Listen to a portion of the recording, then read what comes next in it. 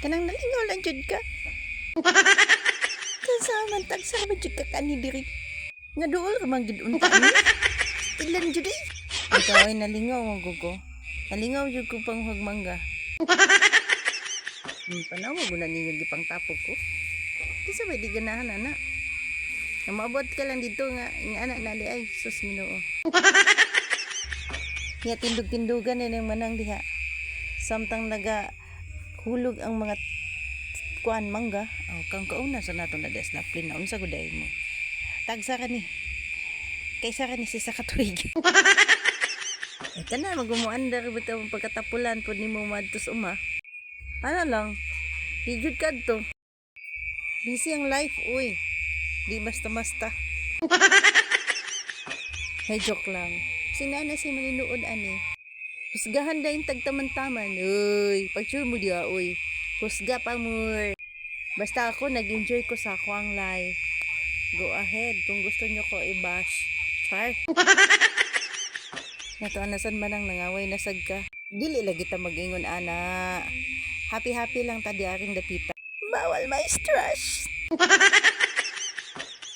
May paibati itadag no. Nya, dungagan pag stress na mo, mura na gitag iring aning nabughat. Okay, murag layo na magkaitas tong topic ani. Kuyawan! Wow! Kuyawan manang manang, barog-barog lang na diha ron. Wala na nabilin ron diha ang katong nagsaka sa taas. Yara nang gitindog-tindogan na, wala na ginabilin anak karon. Bitaw ay seryoso gilingkuran ng ginadiha niya.